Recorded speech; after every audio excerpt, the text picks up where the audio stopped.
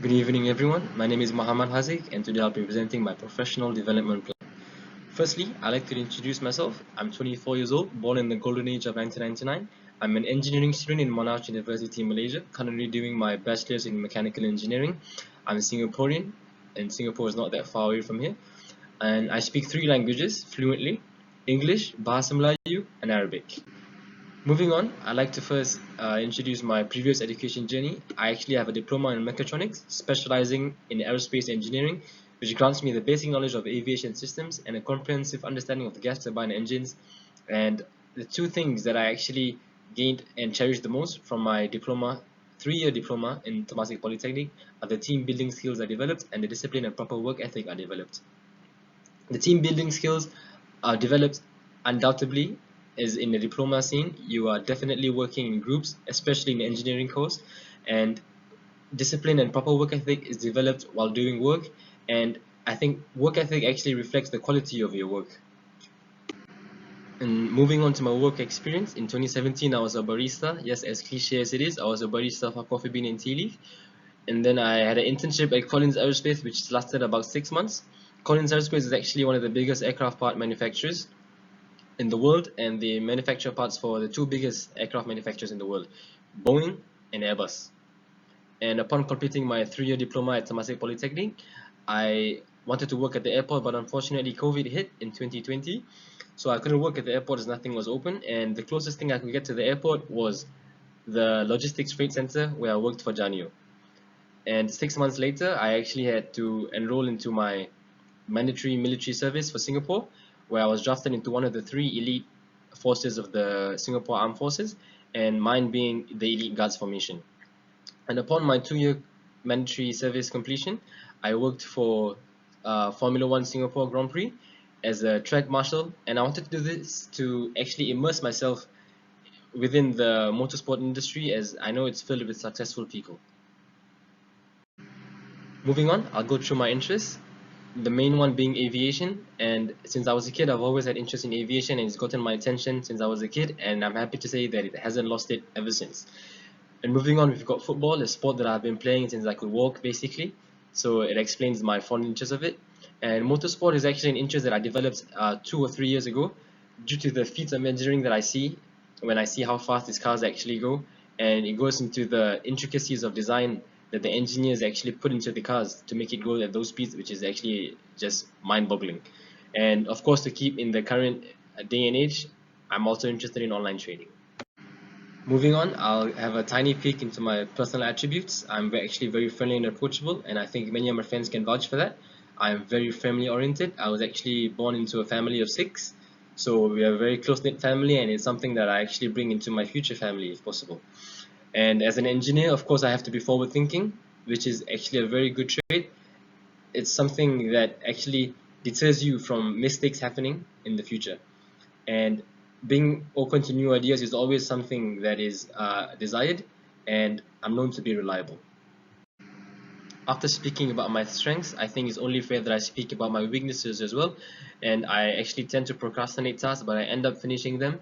This is still a weakness to me, is because doing them in a small amount of time actually allows me to produce work that is not within my capabilities. And when I say that, I don't mean higher, I mean it's the lower quality of work that I know I can do better with. And I'm overly sympathetic. Many people have said that. And one thing that is actually very subjective is that I'm money driven. Now, moving on to the areas of development, I think I could improve my range of network, as I think networking is actually something that is very important in the current day and age. It grants you access to things that maybe some people don't have, and I need to be more focused and responsible. I need to learn to put myself first, and I have to broaden my mind to the different aspects of life to prepare myself for the world. Moving on, we have a smart analysis of the goal or vision that I've actually put for myself, and the goal being to be accepted for a pilot cadetship at Singapore International Airlines. Specifically, I want to apply for cadetship at Singapore Airlines upon the completion of my degree. Is it measurable? Yes, I will only apply when I'm ready. Is it achievable? Yes, I will ensure that I am prepared for all 7 interviews. Yes, 7 interviews, and ensure that I'm profound in what I know and my field as well. Is it relevant?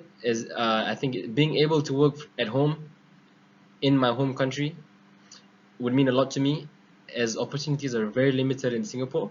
And as I've said earlier, I'm very family oriented, so working in my home country would allow me to be with my family, which is something I hold very close to. In time bound, I expect this to be done upon the completion of my degree, as I want to bolster my chances to be accepted. Right now, applications are open, but a diploma is acceptable, but I want to give them less reason to decline my application, thus a degree. Here are actions that I plan to do to ensure that my goal is achieved. And one of it is, of course, to ensure that I finish my degree with minimal setbacks. This means that I want to finish my degree with minimal setbacks, meaning I have to finish it on time, and I don't want to extend it any further by 1 semester or 2 semesters, as time is something valuable and something I can't get back. And I plan to do this by the end of 2025. And of course, I got to do continuous research on how to improve my chances of success to be accepted into the cadetship. And I will actually start this and complete this by the end of 2023. And I would like to surround myself with successful people for mentorship, as you know what they say. You are the people you surround yourself with. So being surrounded by successful people will only grant me more access to things that I won't actually have access to. Like, for example, knowledge on how to answer questions in interviews, as these people are the ones that are actually conducting the interviews, are the ones that are actually making the interviews, and the ones that have actually gone through the interviews in the past to be at the position that they are right now. And I plan to do this by 2024. This can be helped by other mentors and my father as well, who is also a pilot for the Singapore Airlines. And another thing that I would like to do is to participate more in university events to improve my social skills. As of right now, I'm not part of any club, which is something I think is a negative thing about me. And I think participating more in university events would actually improve my social skills and in turn improve my public speaking skills as well. And I plan to do this by the end of 2024. Another action that I want to do is to join an aviation club to immerse myself more in the industry, and I would like to do this by the end of 2024 as well. And one main thing I would like to do is to befriend a senior chief pilot of Singapore International Airlines. This would actually help me create a better portfolio for myself when I actually go for the interview and applications. And I plan to do this by mid of 2024. And I would like to gain confidence. And when I mean confidence bordering on arrogance. Because as a pilot, you have to be confident. You're carrying the lives of possibly 200 or 300 passengers. So confidence is something which is obligatory, I would say. And I would like to have confidence bordering on arrogance, but is still within confidence. To give a rough estimate of how far I am from my goal, I am actually already friends with 2 pilots from Singapore International Airlines actually. I met them both on LinkedIn, and I had a meetup with them, and they're currently my mentors and teaching me on how to improve myself and what I should do to actually bolster my chances of being accepted into the cadetship.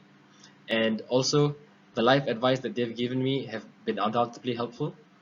And also, I've also already reached out to many aviation clubs in Singapore as well as Selangor to actually immerse myself and understand what goes on in an aviation club, so I know which one to join.